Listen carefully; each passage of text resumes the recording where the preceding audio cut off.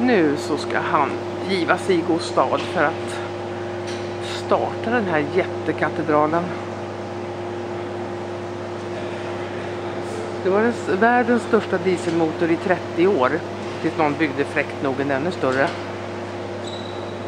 Kommer ytterligare någon här.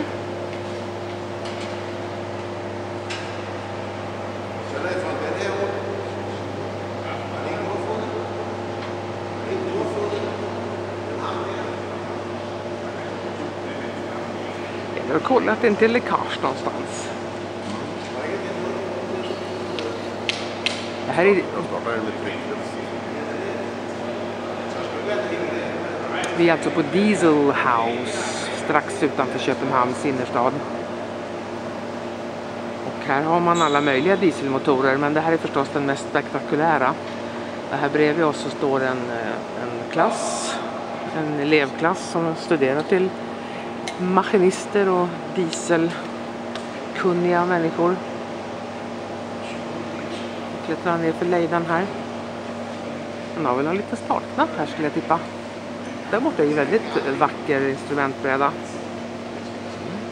Jag har en lampa som är precis före den. Står väl och föreläser där kanske.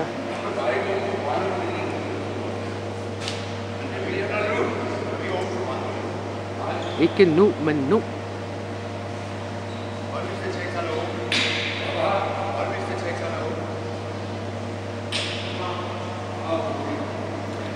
Ja, nu ska han föreläsa lite för oss här via högtalarna.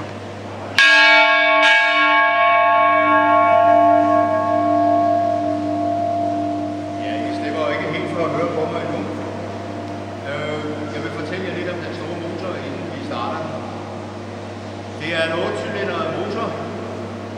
Den har 84 cm i cylinderdiameter, og den er dobbeltvirkende. Det vil sige, at den har en forbrænding i top og i bund. Det er en længdeskyllemotor. Den har skylleporte midt i cylinderen. Den har en slaglængde på 1,5 meter, og den løber 115,3 omdrejninger. For at være helt nøjagtig, og 115,3 omdrejninger. Hvorfor det? Jo, det svarer til, at vi henne på generatoren har 52 polpar. Og det giver så lige nøjagtigt 50 hertz ud på nettet. Motorens ydelse er ca. 22.000, eller 22.000 heste, svarende til 15 megawatt elektrisk. Og den har normalt, når den har kørt, det ved omkring 13 megawatt ud på generatoren med en spænding på 6.000 volts. Transformeren, den har stået nede bagved, hvor der nu er toiletter. Anlægget er i dag koblet helt fra nettet. Og det vi kommer til at se om lidt, det er, at den kører tomgang. Den kommer op og kører omkring 108 omdrejninger. Og den bruger ved at køre i tomgang omkring 5.000 heste. Og det er så bare for at holde sig selv i gang. Så jeg kan nok regne ud, at virkningsgraden har ikke været så høj på den gamle. Motoren er 12,5 meter høj.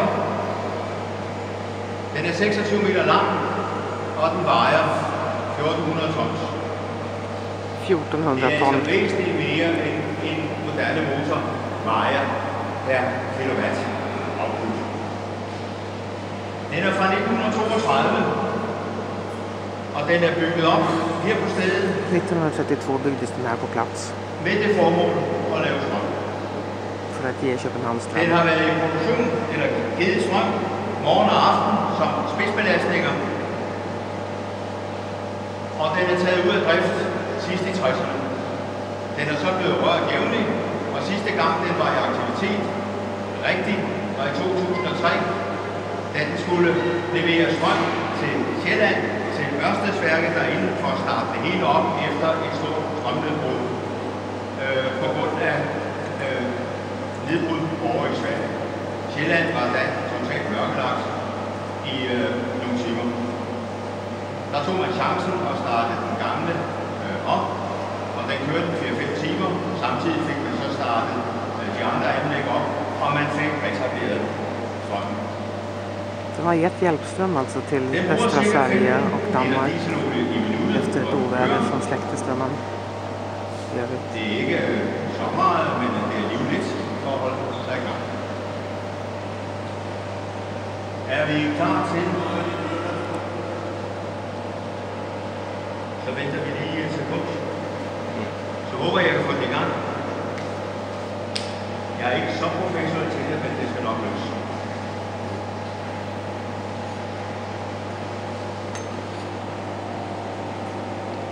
Ska han trycka på knappen nu eller letar han efter en gubbe som ska starta den, tror jag?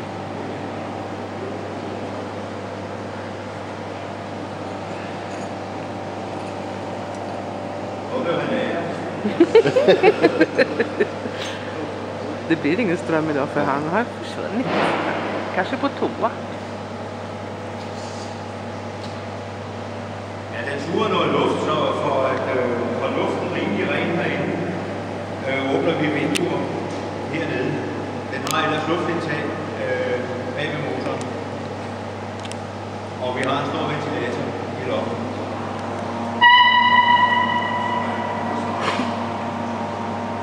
Er god nok?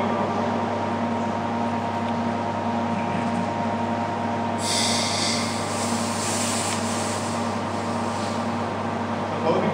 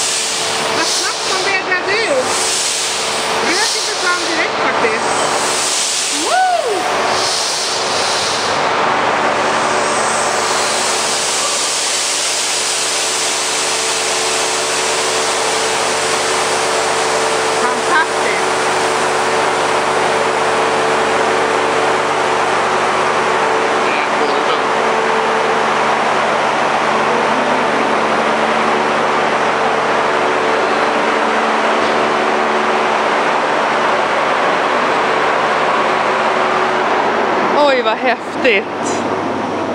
Det var häftigt. Man kan ikke høre ret meget, når blæseren kører. Jo. Nej, det kan jeg sgu ikke. Vad snabbt det blir frisk luft. Jo, det gør jeg, mens jeg kører. Det gør jeg, mens jeg kører. Nej, kør bare.